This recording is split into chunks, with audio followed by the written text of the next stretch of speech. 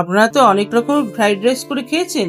আজ আমি যেরকম ভাবে ফ্রাইড রাইস করছি এরকম করে খেয়ে দেখবেন। আমি কথা দিচ্ছি, দেখতেও খুব সুন্দর হবে, খেতেও খুব সুস্বাদু হবে। তা ভিডিওটি শেষ অবধি দেখার অনুরোধ রইল। বাই দ্য ওয়ে, আমি মিঠু, আর আপনারা দেখছেন শাহবানি হেসেন। যারা আমাকে সাবস্ক্রাইব করেছেন তাদেরকে অশেষ ধন্যবাদ। আর যারা সাবস্ক্রাইব করেননি, কি করছেন, তাতে সাবস্ক্রাইব করে নিন। আমি আরো নতুন নতুন টেস্টি রেসিপি নিয়ে আসবো আপনাদের জন্য। ফ্রাইড রাইস বানানোর জন্য বাসমতি চাল নিয়েছি। এখানে 750 গ্রাম চাল আছে।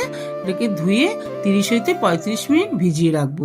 এখানে কিছু মশলা নিয়েছি 5টা এলাচ, 2 টুকরো দারচিনি, একটা জায়ফল 2 ভাগ করে নিয়েছি, একটা জয়ত্রী 2 ভাগ করে নিয়ে শুকনো খোলায় তেলে আমি গুঁড়ো করে নেবো। এবার ফ্রাইড রাইসে দেওয়ার জন্য কিছু সবজি নিয়েছি 3টে গাজর আর 100 গ্রামের মতো বিনস আর 5-6টা কাঁচা লঙ্কা। গাজরটাকে এভাবে লম্বা লম্বা করে কেটে নিতে হবে আমাদেরকে। তো বেশি পাতলাও করবেন না, আবার মোটাও করবেন না, ঠিক এইভাবে কাটবেন।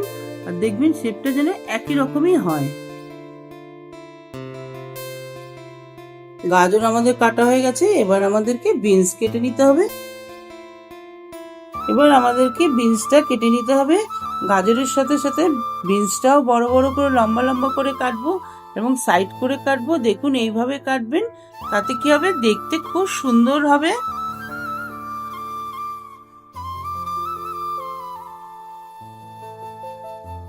আপনারা দেখুন কি সুন্দর লাগছে। এবার কাঁচা লঙ্কাটাকেও আমাদেরকে ঠিক এইভাবেই কেটে নিতে হবে। দেখুন কি ভালো লাগছে দেখতে। দেখুন কি সুন্দর সবজিগুলো কেটে সাজিয়ে নিয়েছি। আপনারা এরকম ভাগ ভাগ করে সাজিয়ে দেবেন, ভালোই লাগে দেখতে। এদিকে আমি হাঁড়িতে জল বসিয়েছিলাম, জলটা ফুটে গেছে। দেবো কিছুটা নুন আর 2টো তেজপাতা, 5টা লবঙ্গ, 5টা এলাচ আর 2-3 টুকরো দারচিনি দেবো। আর দিয়ে দেবো খানিকটা রিফাইন তেল। তারপরে ভিজিয়ে রাখা যে চালটা ছিল সেই চালটা আমি অল্প অল্প করে দিয়ে দেবো।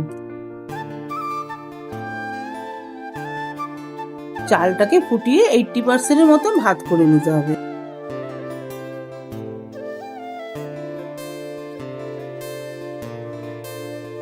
এবার হাতা দিয়ে ভালো করে মিশিয়ে আমি ঢেকে রাখবো।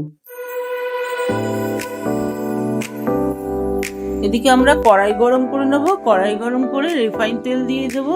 অনেকটাই রিফাইন তেল লাগবে, কেন আমাকে সব কিছু ফ্রাই করতে হবে। তো সঙ্গে আমি 2 থেকে 3 টেবিল চামচ ঘি দিয়েছি। আপনারা চাইলে এর থেকে বেশিও দিতে পারেন। অনেকে শুধু রিফাইন তেলেও ভাজে, সেটাও ভাজা যায় সবজিটা। প্রথমে আমি গাজরটাকে ভাজছি। গাজরটাকে আমি নুন দিয়ে ভাজি। নুন দিয়ে ভাজলে একটু নরম হয়। আপনারা এরকম নুন দিয়ে আগে ভালো করে ভেজে নেবেন।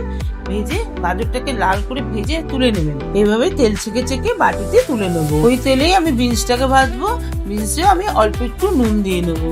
নুন দিলে নুনটাও ঢুকবে এবং নরম হবে। এভাবে আমি ভালো করে ফ্রাই করব।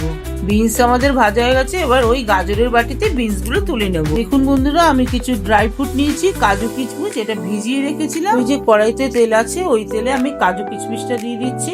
সামান্য একটু নুন দিয়ে ফ্রাই করব। মোটামুটি হালকা ব্রাউন কালার হবে।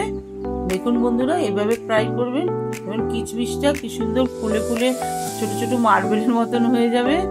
আপনারাও এভাবে ভেজে নেবেন, ভেজে ছেঁকে তুলে নেবেন। গাজর আর বিনস যে বাটিতে নিয়েছিলাম সেই বাটিতে আমি তুলে নিচ্ছি। এবার কড়াইতে যে অবশিষ্ট তেল আছে, তেলের মধ্যে খানিকটা রিফাইন তেল দিয়ে দিচ্ছি।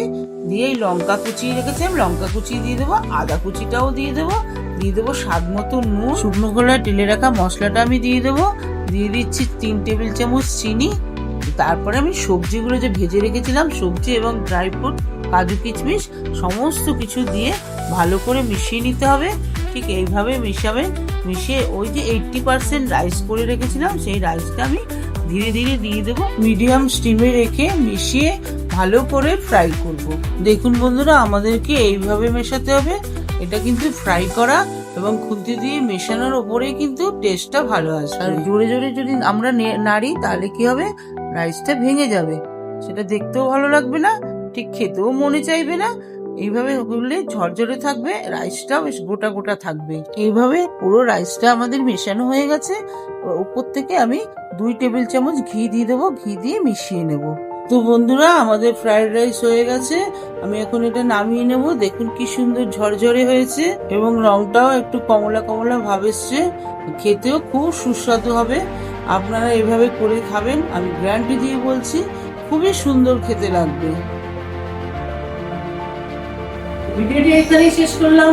ভিডিওটি যদি ভালো লাগে একটা লাইক করবেন আর আপনাদের পরিচিত সবাইকে শেয়ার করবেন।